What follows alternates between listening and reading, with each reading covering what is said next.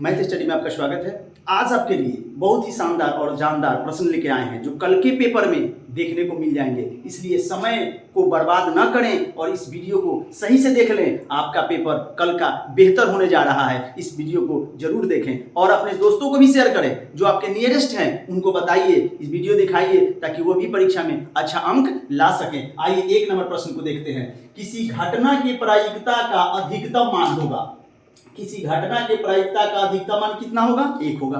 किसी घटना के प्रायिकता का अधिकतम मान कितना होता है? 1 होता है। और सबसे न्यूनतम मान कितना होता है? 0 होता है। याद रखिएगा, एक्स्ट्रा बता देते हैं। किसी घटना के प्रायिकता का अधिकतम मान 1 होता है और न्यूनतम कितना होता है? न्यूनतम जो होता है 0 होता है। अधिकतम 1 और न्यूनतम 0। हम मिटाते चल रहे हैं, क्वेश्चन को एक एक करके मिटाते भी चल रहे हैं ताकि आंसर लिखने में हमको और परेशानी नहीं होगी।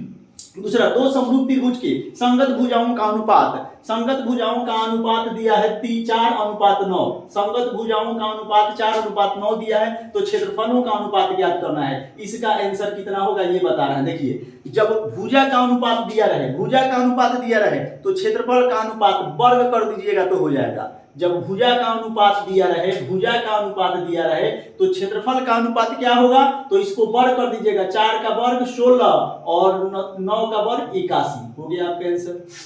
जब भुजा का वर्ग अनुपात दिया रहे तो क्षेत्रफल का अनुपात स्क्वायर कर दीजिएगा, और जब क्षेत्रफल का अनुपात दिया रहे तो भुजा का अनुपात पूछेगा तो इसको देखिएगा ये किस संख्या का वर्ग है। जो संख्या का वर्ग है वही संख्या आपका हो जाएगा।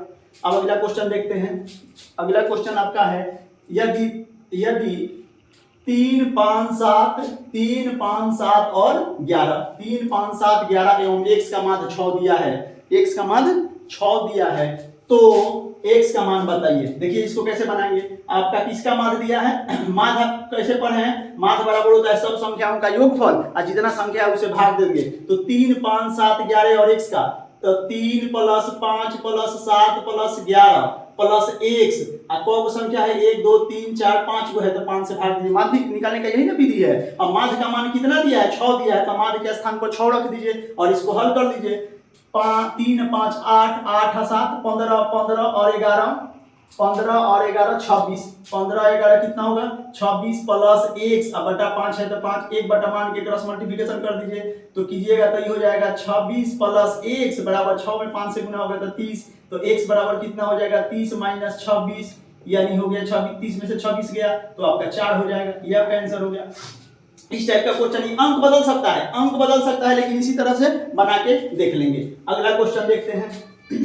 अगला क्वेश्चन है ये 2 - √2 और 2 + √2 है परिमेय है या अपरिमेय। मैंने कहा है कि 2 - √2 और 2 + √2 ये दोनों परिमेय है या अपरिमेय। तो देखिए इसको हल करेंगे और हल करने के बाद अगर रूट खत्म हो जाए तो परिमेय और रूट नहीं खत्म हो तो अपरिमेय। तो देखिए 2 का वर्ग 4 होता है, a + b × a - b। Root का सूत्र कहता है a² - b²। देखिए a - b × a + b, तो 2 का स्क्वायर होगा 4 और रूट 2 का स्क्वायर होगा 2। 4 में से 2 गया 2। अब देखो तो ये परिमेय है कि अपरिमेय? तो परिमेय है, तो इसका आंसर हो जाएगा आपका परिमेय। अब देखिए अगला क्वेश्चन देखिए। अगला क्वेश्चन क्या है? वृत्त की सबसे बड़ी जीवा होती है। तो देखिए वृत्त की सबसे बड़ी जीवा ये वृत्त है और इसकी सबसे बड़ी जीवा क्या होता है? इसको हम लोग व्यास कहते हैं। वृत्त की सबसे बड़ी जीवा को क्या कहते हैं? व्यास। तो इसका आंसर कितना हो जाएगा? व्यास हो जाएगा।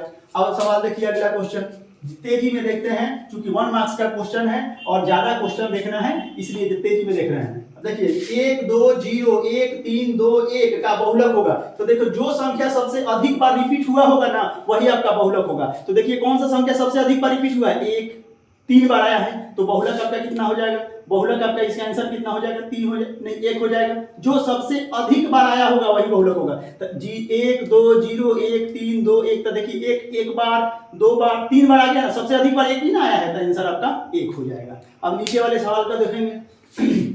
नीचे वाला सवाल में दिया है कि 3x² 4x + 0 का विवेचक ज्ञात कीजिए। तो विवेचक d बराबर आप सूत्र क्या जानते हैं? d बराबर आपका क्या सूत्र होता है? d बराबर सूत्र होता है b² - 4ac। अब b का मान कितना है? 4।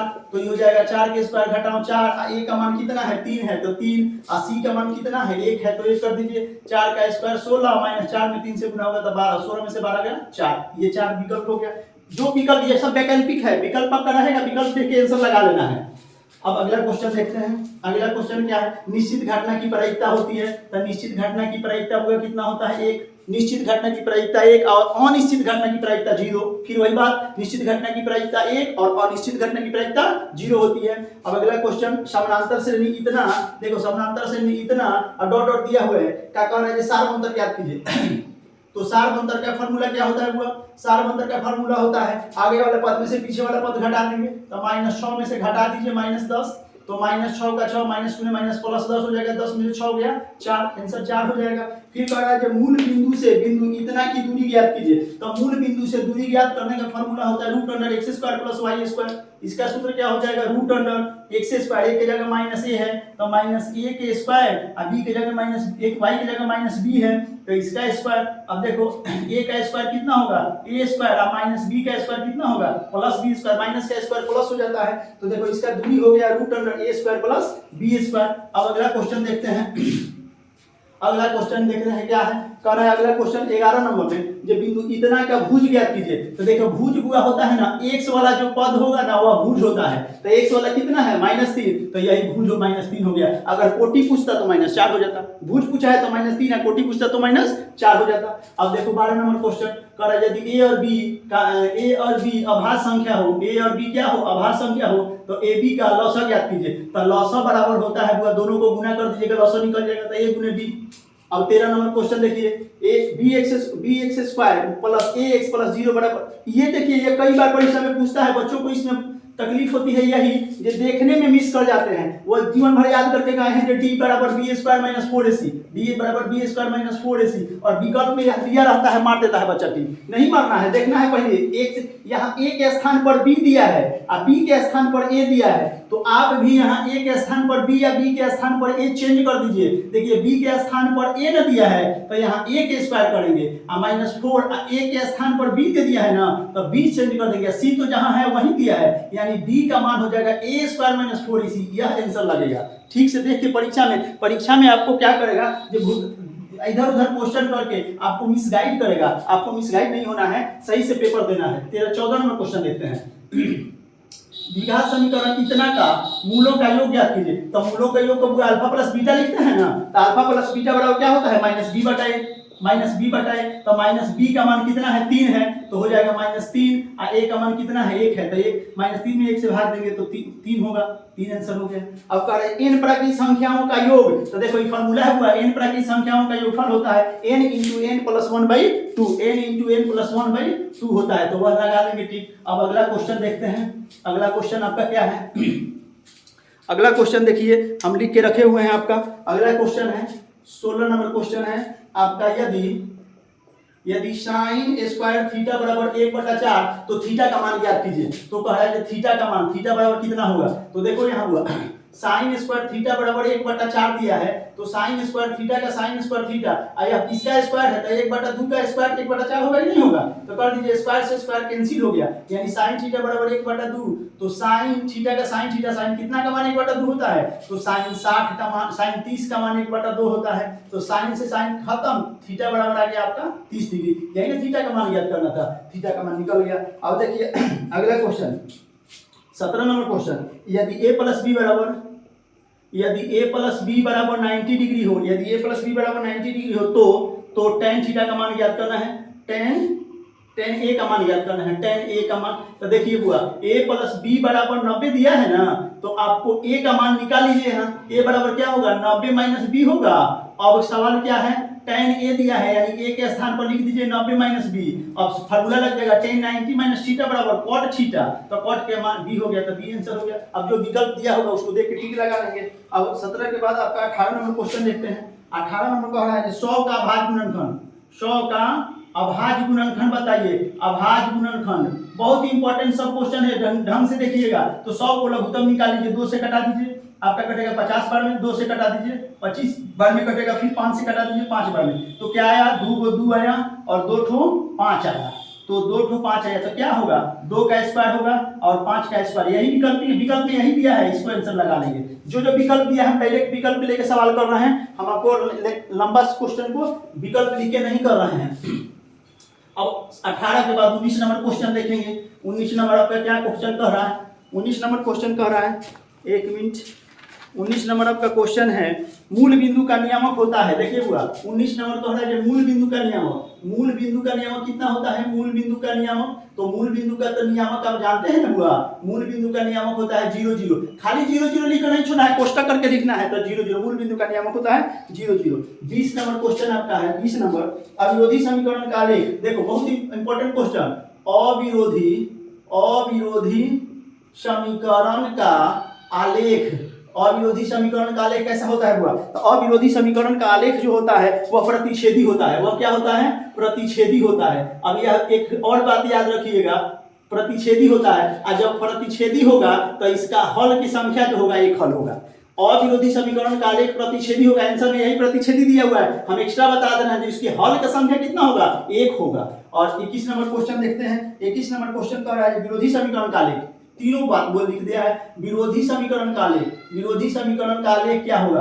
तो विरोधी समीकरण का आलेख जो होता है वह पूरा समानांतर होता है। विरोधी समीकरण का हल क्या होता है? समानांतर होता है। उस स्थिति में इसका हल की संख्या जो होगा, हल का संख्या जो होगा वह 0 होता है, हल का संख्या 0 होता है। 22 नंबर क्वेश्चन में दिया हुआ है आश्रित समीकरण का आलेख। आश्रित समीकरण का आलेख, आश्रित समीकरण का आलेख क्या होता है हुआ?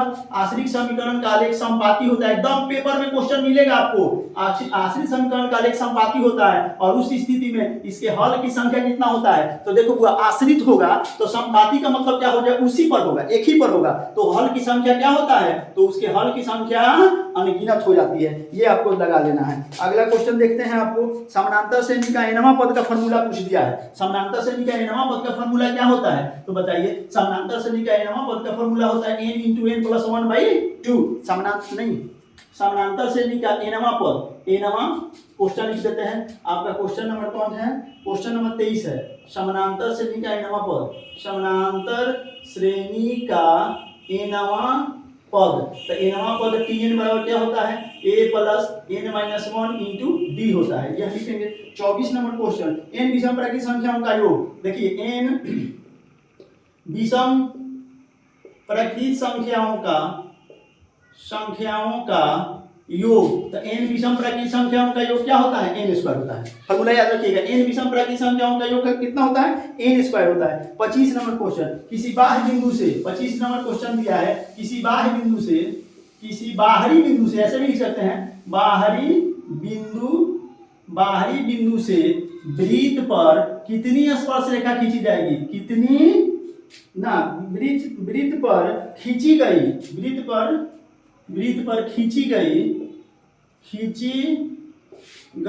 स्पर्श रेखा की लंबाई, स्पर्श रेखा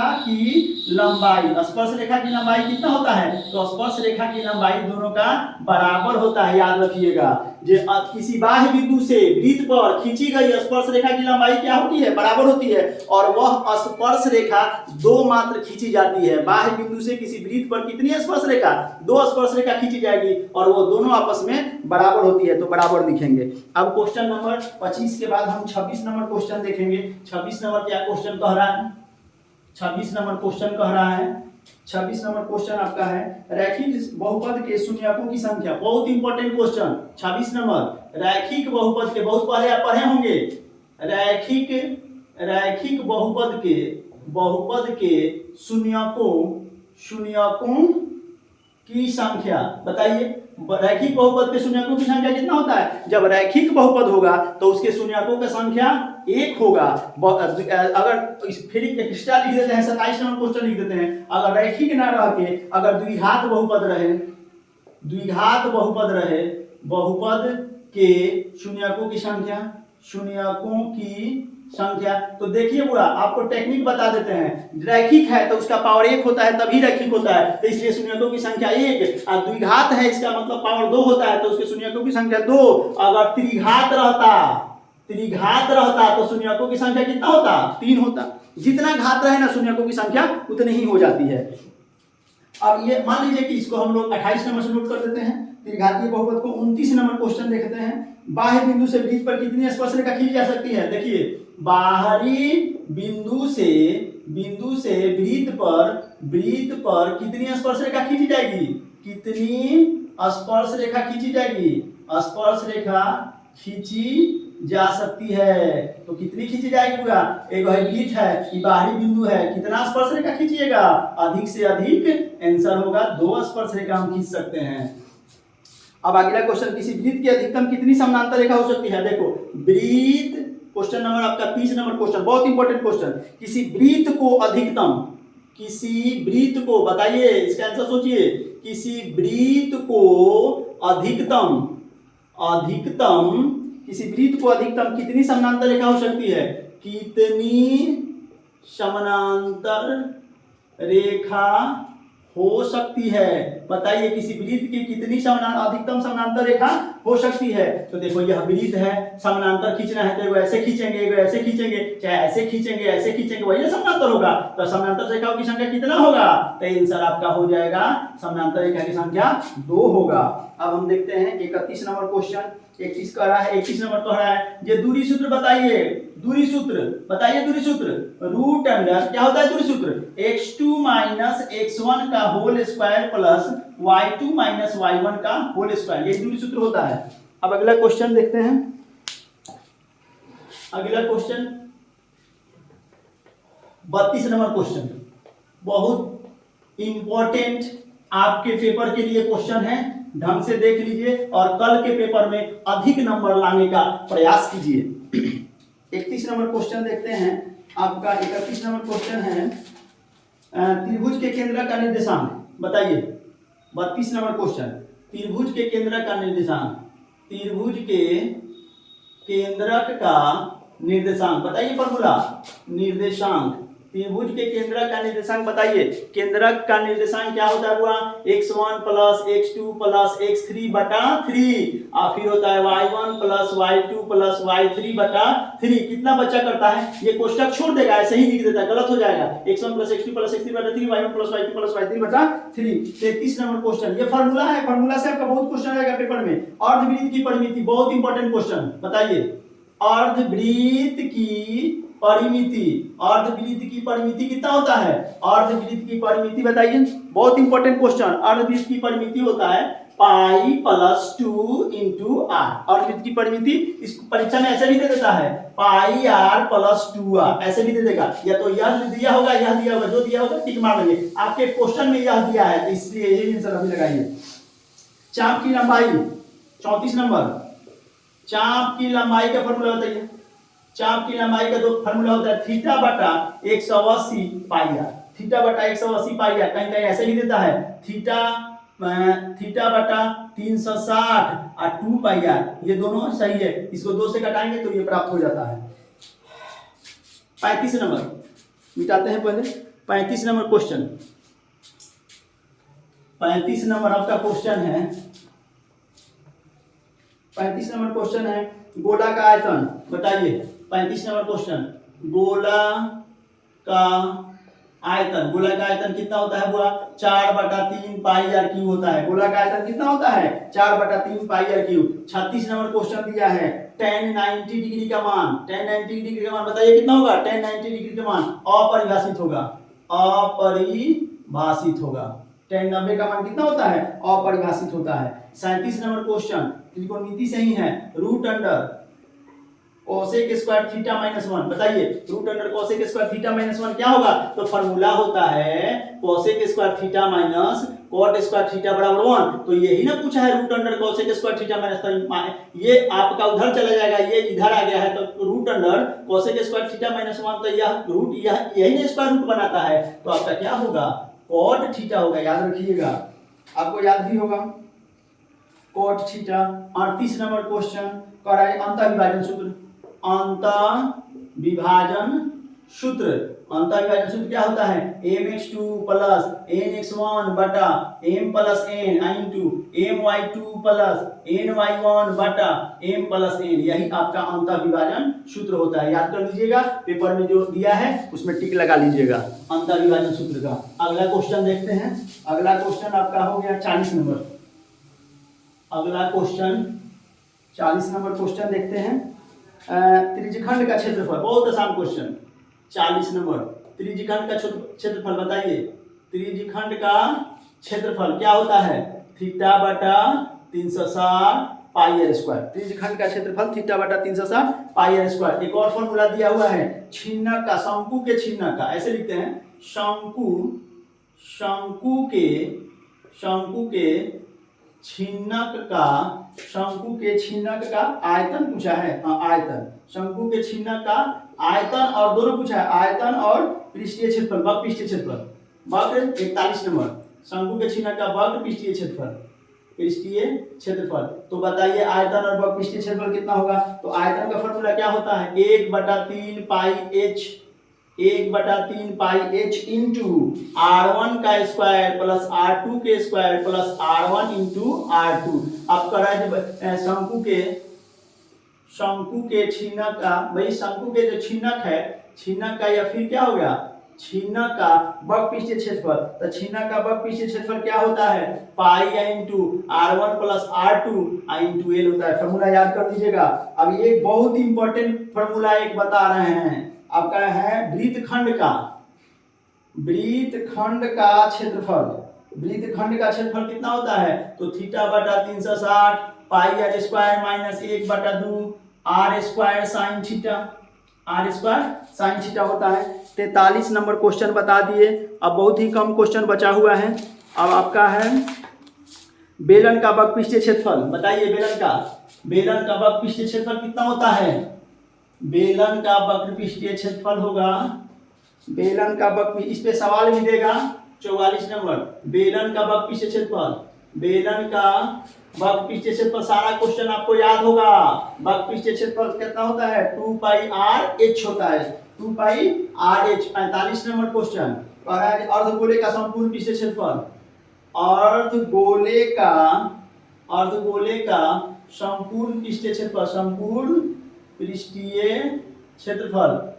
का संपूर्ण पृष्ठीय क्षेत्रफल कितना होता है, 3 पाई आर स्क्वायर। अर्धगोले का संपूर्ण पृष्ठीय क्षेत्रफल होता है 3 पाई आर स्क्वायर। और शंकु का पूर्ण पृष्ठीय क्षेत्रफल, 46 नंबर क्वेश्चन, शंकु का पूर्ण पृष्ठीय क्षेत्रफल कितना होता है। तो होता है pi r into l plus r. तेजी में केवल आंसर आपको लिख देते हैं, ध्यान रखिएगा, जो बनाने वाला होगा बना देंगे हम। यदि tan थीटा बराबर, देखिए इंपॉर्टेंट क्वेश्चन, tan थीटा बराबर √3 तो थीटा का मान बताइए। तो बताइए, देखिए यहाँ tan थीटा बराबर tan कितना का मान √3, tan में कितना का मान √3, तो tan 60 का मान √3, tan 30 का मान 1/√3 और tan 60 का मान √3, tan से tan कैंसिल, थीटा बराबर 60 डिग्री हो गया आंसर। थीटा का मान 60 डिग्री लगा लेंगे। 48 नंबर क्वेश्चन देखिए, 48 नंबर क्वेश्चन है root under 1 minus sine square theta बटा रूट में ही है 1 माइनस कॉस स्क्वायर थीटा। अब बताइए रूट में 1 माइनस साइन स्क्वायर थीटा बराबर कॉस थीटा होता है, और रूट में 1 माइनस कॉस स्क्वायर थीटा बराबर साइन थीटा होता है, और कॉस थीटा बटा साइन थीटा का फॉर्मूला होता है कॉट थीटा। तो कॉट थीटा का आंसर टिक लगा देंगे। अब 49 नंबर क्वेश्चन देखते हैं। 49 क्वेश्चन है जो बताइए, देखिए पी का मान दे दिया है, पी बराबर पूछा है कि कहां से कहां तक होता है। तो पी का मान माने प्रोबेबिलिटी का मान 0 से लेके 1 तक होता है, कम से कम 0 होता है और अधिक से अधिक 1 होता है, ध्यान रखिएगा। 50 नंबर क्वेश्चन मिटाते हैं बोर्ड, उसके बाद 50 नंबर क्वेश्चन बताते हैं आपको। 50 नंबर क्वेश्चन जो है आपको बहुत इंपॉर्टेंट है। 1 मार्क्स के पेपर में 1 मार्क्स के क्वेश्चन देता है और कई बार दे चुका है इस क्वेश्चन को। कह रहा है आपसे 50 नंबर क्वेश्चन 10, 20, 30, 40, 50 का परिसर बताइए। परिसर, तो परिसर बराबर होता है सबसे बड़ा मान माइनस सबसे छोटा मान। सबसे बड़ा में से सबसे छोटा मान ज्ञात कीजिएगा, अधिकतम में से न्यूनतम घटा लीजिएगा, परिसर निकल जाएगा। तो 50 में से 10 घटा लीजिए, कितना हुआ 40, आपका परिसर हो गया। 50 नंबर क्वेश्चन था। 51 नंबर क्वेश्चन बहुत इंपॉर्टेंट क्वेश्चन, यदि पीई बराबर, पेपर में रहेगा क्वेश्चन यह, पीई बराबर 0.7 तो पीई डैश का मान बताना है। पी डैश बराबर कितना होगा, तो देखो पीई डैश का फॉर्मूला होता है ना, हुआ 1 माइनस पी। पी डैश बराबर होता है 1 माइनस पी, तो 1 का 1, पी का मान कितना दिया है 0.7, 1 में से 0.7 घटाएंगे तो 0.3 आंसर। 52 नंबर क्वेश्चन देखिए। 52 नंबर क्वेश्चन, पाई एक दशमलव प्रसार होगा। देखो बहुत ही अच्छा क्वेश्चन है। पाई एक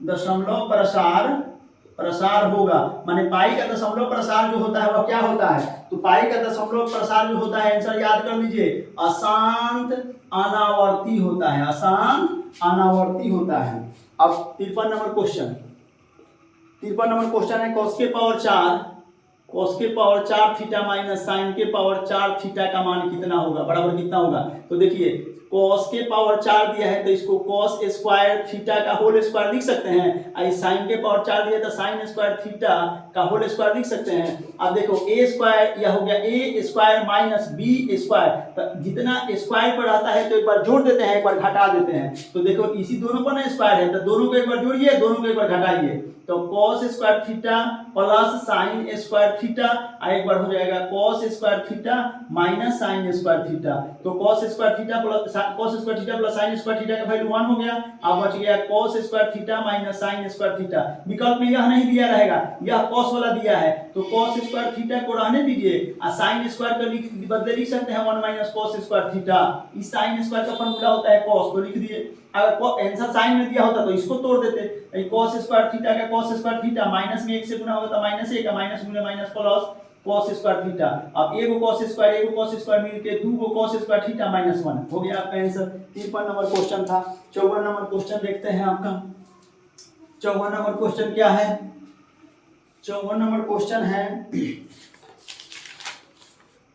54 नंबर क्वेश्चन है 4 sec square theta minus 4 tan square theta.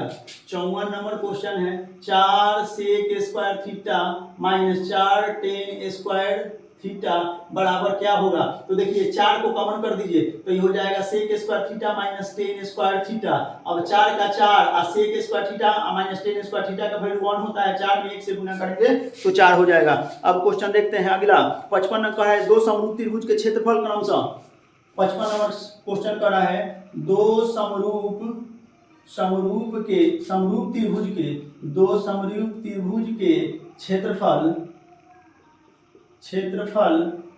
क्षेत्रफल क्रमशः दो त्रिभुज के क्षेत्रफल क्रमशः 25 और 36 सेंटीमीटर है। 25 सेंटीमीटर स्क्वायर एवं 36 सेंटीमीटर स्क्वायर है तो कह रहा है ये उनके भुजाओं का अनुपात पूछा है। भुजाओं का अनुपात एक क्वेश्चन बताए थे आपको, भुजाओं का अनुपात पूछे, जब भुजाओं का अनुपात पूछे तो देख लीजिएगा यह किस संख्या, देखिए क्षेत्रफल दिया है अब भुजा पूछा है तो यह किस संख्या का वर्ग है वो अनुपात कर देंगे। तो ये 5 का वर्ग है तो 5 अनुपात, यह 6 का वर्ग है तो 6, आंसर हो गया। अब करें x का निर्देशांक, x निर्देशांक को क्या कहते हैं। देखिए क्वेश्चन पूछा है आपसे x निर्देशांक को क्या कहते हैं, तो x निर्देशांक को भुज कहा जाता है और y निर्देशांक को कोटि कहा जाता है, याद रखिएगा। तो अपना है 56 नंबर क्वेश्चन। x निर्देशांक को कहा जाता है भुज और y निर्देशांक को कहा जाता है कोटि। पूछा है कि x निर्देशांक को क्या कहा जाता है तो हमारा आंसर हो जाएगा भुज। आपका पूछता है y निर्देशांक को क्या कहा जाता है तो आंसर होता है आपका कोटि। चक्रीय चतुर्भुज के पूछा है क्वेश्चन, चक्रीय चतुर्भुज के चारों कोनों का योग पूछा है। आपका है 57 नंबर। चक्रीय चतुर्भुज के चारों कोनों का योग कितना होता है, तो चक्रीय चतुर्भुज के चारों कोनों का योग जो होता है वो आपका 360 डिग्री होता है। आपको याद होगा चक्रीय चतुर्भुज के चारों कोनों का योगफल 360 होता है। अब ये क्वेश्चन बहुत ही अच्छा क्वेश्चन है। आपका क्वेश्चन है ये दो क्रमिक संख्याओं का मौसा होगा, ये बताइए। दो क्रमिक 58 नंबर क्वेश्चन, दो क्रमिक संख्याओं का मौसा होगा, माने जो क्रमिक हो, लगातार हो, क्रम में हो, तो क्रम में हो तो उसका मौसा कितना होता है, 1 होता है। याद कर लीजिएगा, पेपर में रहेगा ये क्वेश्चन। आपका अगला क्वेश्चन 59 नंबर क्वेश्चन बोला है ये साइन 50/p cos 40। तो देखिएगा पूरा ये दोनों का साइन कॉस दिया रहा है, टेन कॉट दिया रहा है, सेक कोसेक दिया रहा है। ये दोनों को जोड़ने पर अगर 90 हो रहा है तो आंसर ये खत्म हो जाता है, केवल यह बच जाएगा। तो ऊपर 1 बचा नीचे p बचा, हो गया आंसर। अगर दोनों का योगफल 90 हो तो बाकी सब खत्म हो जाता है, जो एक्स्ट्रा दिया है वही बच जाता है। तो यहाँ ऊपर 1 है नीचे p है तो p बच गया। अब आपका क्वेश्चन एक है, बहुत ही इंपॉर्टेंट क्वेश्चन है, आपको अति लघुत्तरीय में भी पूछ सकता है, लघुत्तरीय में भी पूछ सकता है, दीर्घोत्तरीय में भी पूछ सकता है, लेकिन दीर्घोत्तरीय में ये क्वेश्चन नहीं पूछेगा, शॉर्ट है इसलिए। आपको 60 नंबर क्वेश्चन है, जो सिद्ध करें, एक बड़ा क्वेश्चन बता दे रहे हैं, सिद्ध करें कि 3 - 4 साइन स्क्वायर थीटा बटा कोस स्क्वायर थीटा बराबर 3 - 10 स्क्वायर थीटा। देखो तो LHS लेके हल कर दीजिए। LHS क्या लेके हल करेंगे तो आपका 3 - 4 साइन स्क्वायर थीटा अब बटा कोस स्क्वायर थीटा। तो यह कोस स्क्वायर थीटा ऊपर के दोनों पद का है, ये कोस स्क्वायर थीटा ऊपर के दोनों पद का है। एकदम आसान तरीके से मैं बता दे रहे हैं, बिल्कुल आसान वे में। तो एक बार 3 बटा कोस स्क्वायर थीटा होगा और एक बार 4 साइन स्क्वायर थीटा बटा कोस स्क्वायर थीटा होगा। जो लघुत्तम होता है वह ऊपर वाले का सभी का होता है, तो ऊपर वाला 2 पद है तो ये दोनों पद का होता है। तो अलग अलग कर दिए, 3 का 3 बटा में कोस है, नीचे ऊपर जाएगा तो हो जाएगा सेक स्क्वायर थीटा माइनस 4 का 4 अंक है साइन स्क्वायर थीटा बटा कोस स्क्वायर थीटा बटा यानी tan स्क्वायर थीटा। अब आपको सिद्ध करने के लिए क्या दिया है RHS में 3 tan स्क्वायर थीटा दिया है, tan को रखना है सेक को नहीं रखना है। तो आपका 3 का 3 और सेक स्क्वायर के बदले लिख सकते हैं 1 प्लस tan स्क्वायर थीटा और माइनस 4 tan स्क्वायर थीटा है तो 4 tan स्क्वायर थीटा। 3 से गुना करें 3 एकम 3 और प्लस 3 में tan स्क्वायर से गुना होगा तो 3 tan स्क्वायर थीटा और माइनस 4 tan स्क्वायर थीटा है तो माइनस 4 tan स्क्वायर थीटा। अब 3 के 3 3 गो tan स्क्वायर में से 4 गो tan स्क्वायर गया तो माइनस tan स्क्वायर थीटा। देखिए तो यही ना RHS है, RHS प्रूव्ड है। आपको करना क्या होगा, आपके जितने मित्र हैं सबको शेयर कीजिए, सबको बताइए ताकि वह भी परीक्षा में अच्छा अंक ला सके। धन्यवाद।